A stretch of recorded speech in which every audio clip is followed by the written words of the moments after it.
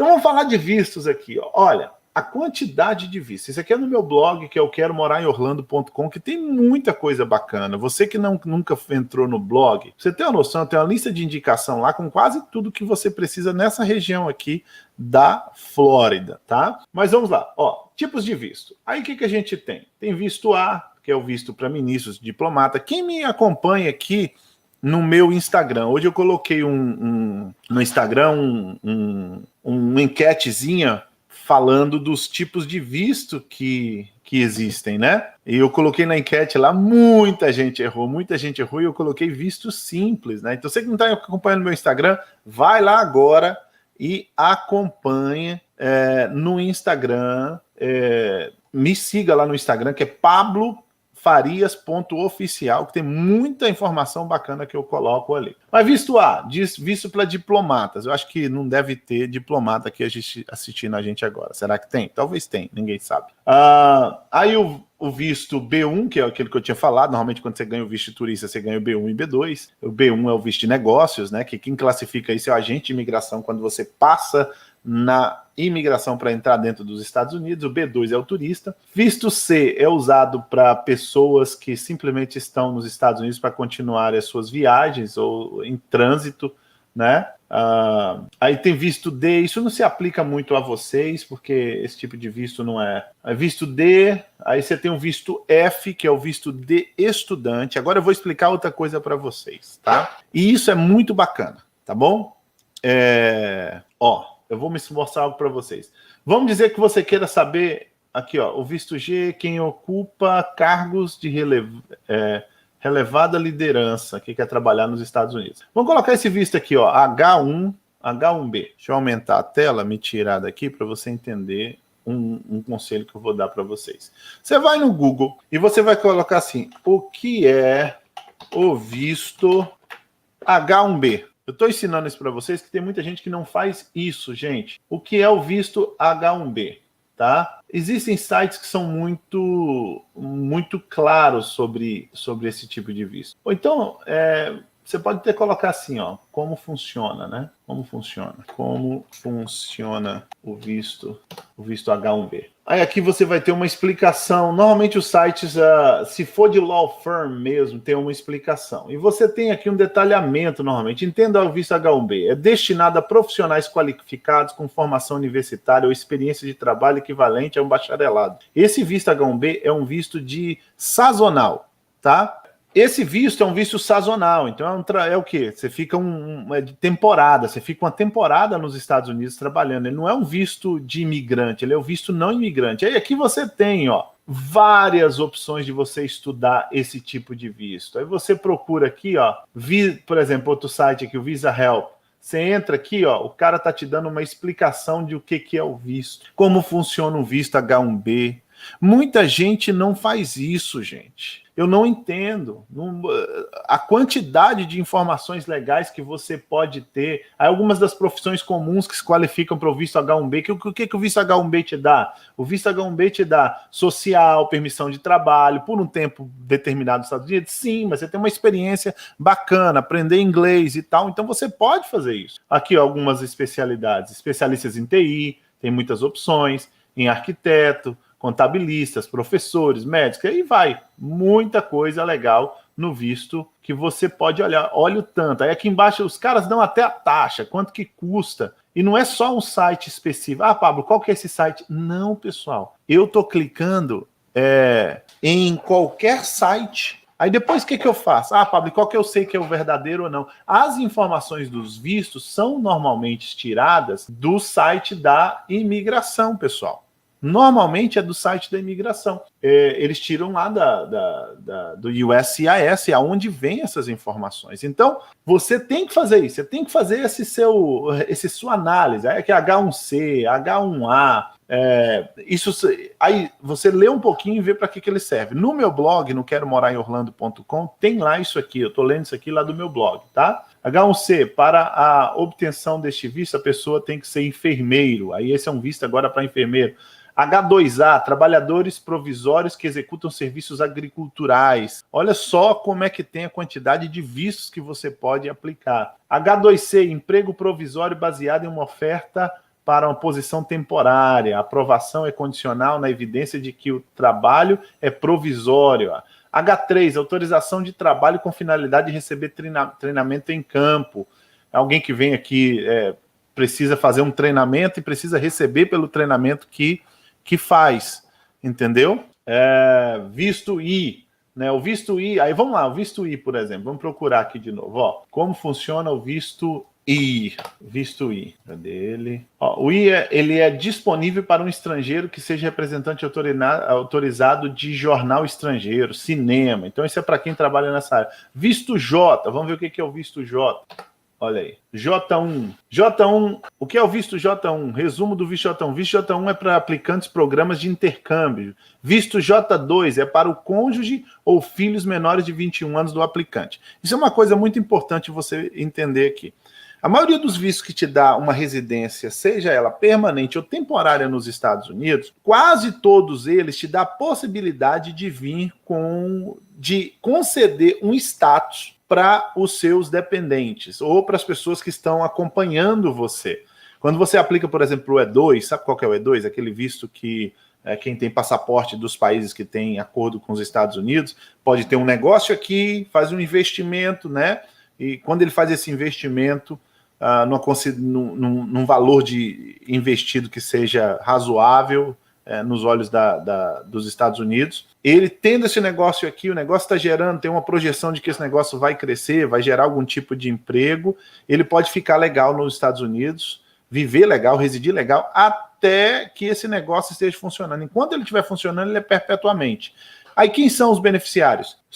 Seu cônjuge e filhos menores de 21 não casados. Eu estou falando isso porque a maioria dos vistos são isso, tá? É cônjuge e filhos menores de 21 não casados e não emancipados. Na maioria deles é assim.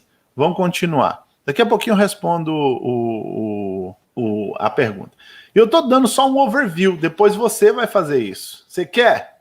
Então você começa a correr atrás.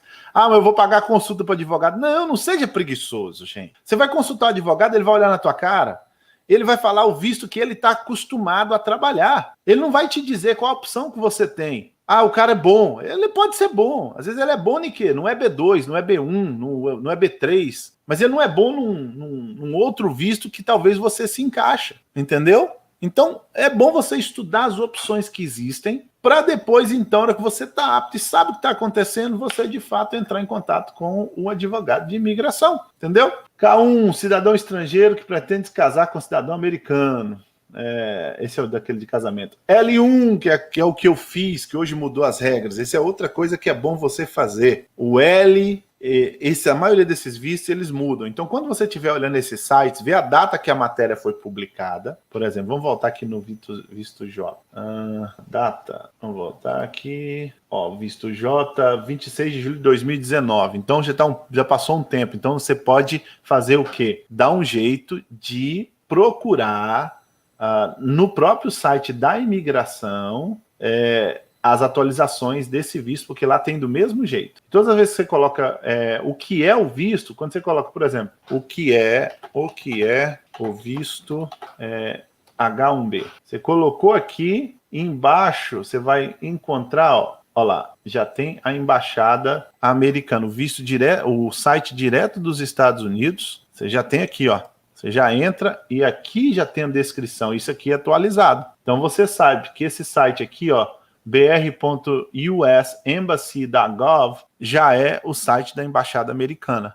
Então você atualiza suas informações. Eu estou falando isso porque o visto L, o L1, né, no caso, ele mudou bastante. Na minha época, você conseguia ir para o Green Card do visto L. Hoje, você tem que trilhar um outro caminho. É bom ler um pouquinho sobre o visto L, mas em tese, a maioria das pessoas aqui sabem, é um visto que hoje é bem difícil. É um visto que você precisa ter uma empresa muito boa no Brasil enviando um executivo para abrir uma filial ou coligada dessa empresa nos Estados Unidos. Não precisa ser no mesmo ramo, mas essa empresa precisa gerar emprego suficientemente num número bom para que a imigração conceda para você a continuidade da sua residência nos Estados Unidos enquanto essa empresa está sendo estabelecida. O cargo dessa pessoa que está sendo enviada tem que ser um cargo executivo, pode ser qualquer cargo, não dá para ter uma empresa de mentirinha, já foi o tempo que as pessoas faziam isso, tá? Então, assim, o visto L é um visto bom, leia bastante sobre esse visto. Aí você tem visto M, que é visto de estudante não acadêmico, visto N, emitido aos pais e filhos portadores do... Aí, o que da OTAN, visto O, destinado a estrangeiros com dotes especiais em arte, ciência, negócios, esportes. Muita gente entra com visto O, que é um visto não imigrante, e aí você volta e faz aquele mesmo exercício que eu falei para você. Vamos dizer aqui que o cara quer saber o que é o visto O. O que é o visto O? Acabou. Olha lá. Esse é um dos sites mais completos que eu já vi sobre todos os vistos, tá? Desse escritório aqui. Esse site, eles dão descrições muito bacanas sobre cada visto. Aí aqui te diz, o visto O é um visto não imigrante destinado a indivíduos com habilidades extraordinárias, ciências, artes, educações e tal. Vamos voltar ali. Vamos voltar. Vamos falar sobre o EB, porque eu acho que é legal. Esse visto aqui tá bem alta, né? Que é o EB. Você tem o EB. Ali, ó, eu não vou descer, porque é uma pancada de vistos que tem ali, opções para você aplicar enorme. Você tem o EB1, você tem o EB2, você tem o EB3, você tem o EB5, você tem uma enorme opções de vistos que dá para você alcançar o caminho para viver nos Estados Unidos. Pablo, é caro? Olha, mas você consegue encurtar muito esse caminho se fizer o que eu estou dando a dica desde o começo aqui. Estuda sobre viver aqui. O que eu conheço de gente que aplicaram os seus próprios vistos, eu não recomendo? Não recomendo. Mas o que eu conheço de pessoas que aplicaram os seus vistos não está escrito no papel. E você pode fazer isso. Vamos lá. O O eu não sou muito fã. Você pode, se o cara se qualifica para o O, muito provavelmente ele se qualifica para um EB1, por exemplo. Ou para o EB2 tranquilamente, um NIW. Né? O EB2 é um visto que tem muita informação online aí sobre esse visto aí, tá? Muita informação boa. Mas o EB3, vamos dizer que você fala assim, cara, isso aqui agora é uma informação importantíssima. Vamos dizer que você fala assim, cara, sabe de uma coisa? Eu queria ir, porque o EB3 ele é basicamente o quê? Um empregador aqui nos Estados Unidos. O que ele faz? Ele dá oportunidade para você vir para cá. Você tem ele dos caras que são skilled e tem os caras que não são skilled, né? Os que têm habilidade e que não têm habilidades. Se você for no meu blog, no queromoraremorlando.com, eu vou colocar aqui também na descrição desse vídeo, eu tenho uma matéria muito bem descrita sobre o que é skilled e unskilled, tá? Para você entender. Mas basicamente qualquer trabalhador sem habilidade, sem formação, ele consegue aplicar para esse visto chamado EB3 aqui. A empresa aqui, ela aplica para o Departamento de Trabalho nos Estados Unidos, dizendo que procurou uma pessoa naquele cargo, não encontrou uma pessoa naquele cargo que atingiria aquelas especificações e por isso está contratando você. E esse visto é bacana porque te dá o green card, te dá a residência nos Estados Unidos. E existem ofertas de trabalho, tanto para o H1B, tá? O H1B, que é aquele que eu falei sazonal, e mesmo se for para o H1B, se o cara gosta de você, por que ele não pode aplicar um EB3 quando está vencendo o seu visto sazonal? Lembra que o H1B é um sazonal, mas vamos dizer que o cara gosta tanto de você que ele fala assim, cara, eu não quero que você volte para o Brasil não, fica aqui, eu vou aplicar um EB3 para você. Isso é muito possível acontecer. Então, às vezes, começa com uma oportunidade de um trabalho sazonal e depois vira-se, então, um trabalho permanente e você ganha sua residência permanente. Eu tenho muitas pessoas que aplicaram para esse tipo de visto, por exemplo, para ser enfermeiro em locais que aqui nos Estados Unidos é carente de necessidade de enfermeiro. Mas se você for no Google e buscar, se você botar no Google assim, ó, por exemplo, só para você ter uma noção do que eu estou te explicando. Daqui a pouquinho eu respondo perguntas, gente, não fica triste não, é que senão eu perco a minha linha de raciocínio. Mas se você for no Google e colocar assim, ó jobs with EB3 visa sponsorship, você vai chegar em alguns... Cara, o visto eu não senti necessidade. O cara tá perguntando, vou passar essa pergunta na frente, porque faz sentido com o que eu tô falando. Eu não senti necessidade de falar do EB2 aqui, porque a maioria das pessoas sabem. Você precisa ter notoriedade. Aí você vai fazer o quê? Vai botar lá, o que é o EB2? Lembra aqui, ó, nova aba, ó. O que é o visto EB2NW? Pronto, vai ter 2 milhões de pessoas. Vamos voltar aqui. Ó, pronto, ó. O que é o visto EB2, né? O visto EB2 permite a obtenção de residência nos Estados Unidos. Você vai ler, tem opções bacanas explicando como é que funciona o visto. Mas você precisa, de alguma forma, ter notoriedade naquilo que você faz. Você precisa atingir umas categorias de que estar inscrito em órgão de classe, ter escrito alguns tipos de artigo, talvez ter recebido prêmios. Existe a possibilidade de você ter uma oferta de emprego nos Estados Unidos ou não ter uma oferta de emprego nos Estados Unidos, mas leia, estude, porque existe muita opção bacana na internet de informações sobre isso, tá? Eu gosto muito desse pessoal aqui da Columbo, do site deles. Pablo, eu posso contratar os advogados lá? É com você. Estou falando que o site de informações deles são muito bons, as informações que eles colocam ali no site. Se usufrui disso, né?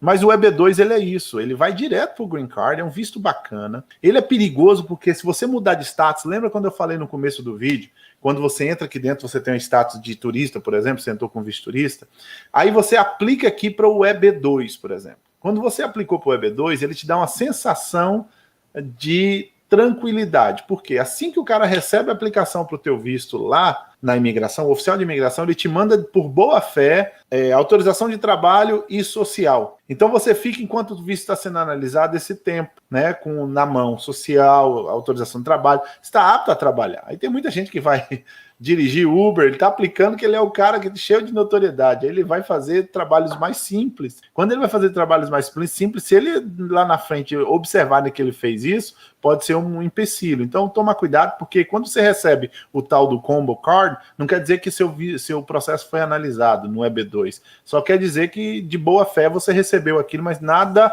ainda foi mexido no teu processo, tá bom?